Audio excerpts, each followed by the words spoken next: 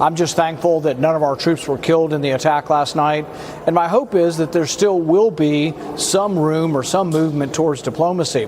I, for one, have been working and trying to get both sides to talk for the last 6 months to a year.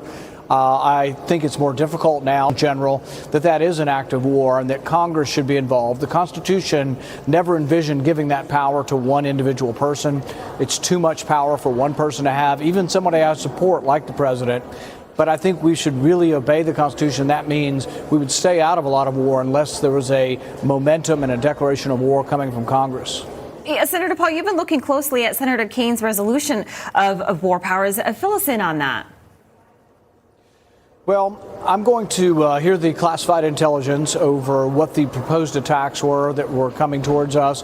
I'm going to listen to that very carefully, look at the information I'm given, and then there will be a discussion. Now, part of the discussion really is not really relevant to whether or not the attacks were imminent or relative to what the purpose of the killing of Soleimani is. The question is when you go to war, should you have a declaration of war?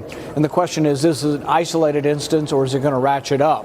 Hopefully it quiets down, and this is more an intellectual exercise in debating over who has the power, Congress or the president. But these separation of power issues are not new and have been going on really since Truman took us to war in Korea without a declaration. So these are important constitutional battles that we have to have, and not really personal.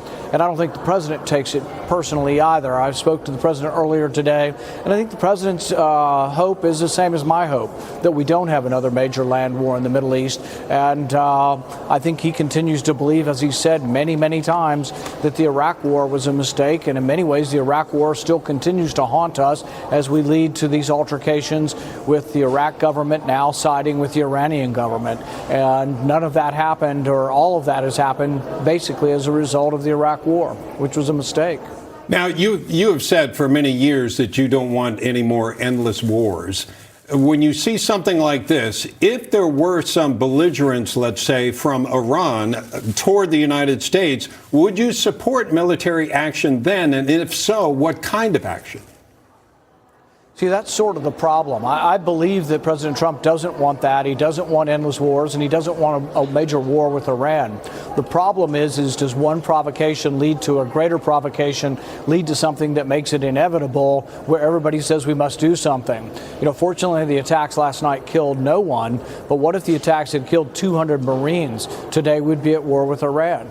And so things get out of my control, and voices for peace and voices for diplomacy get drowned out once Americans are killed.